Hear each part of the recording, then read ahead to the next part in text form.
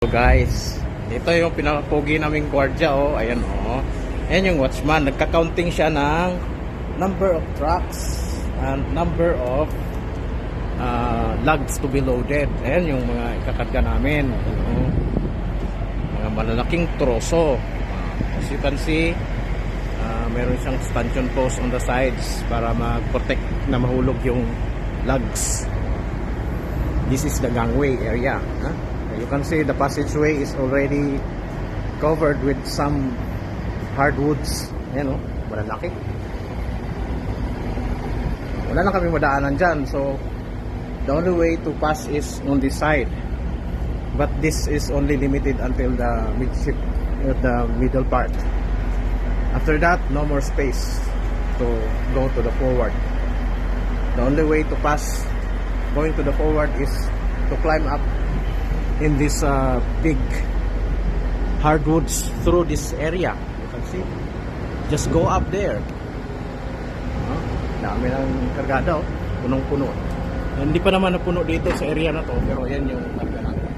Pupunuin nila yan to hanggang level lang sa ibabaw ng ano na yun, no? Yan ang laman yan.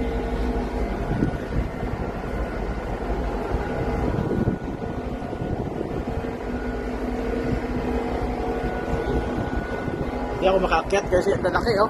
Baka mahulog ako. Dito lang ako mag-video. Later on, I will make a video also in the bridge area, so you can see we can see the whole view of the loading process.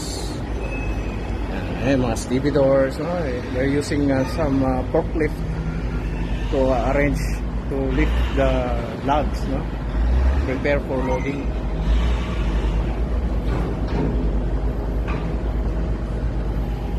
This is the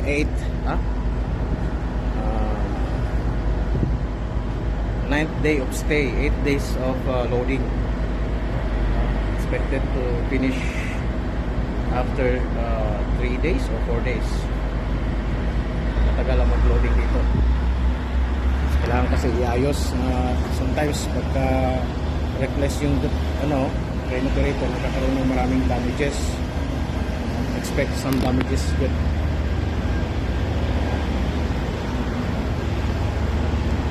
This is our life on board,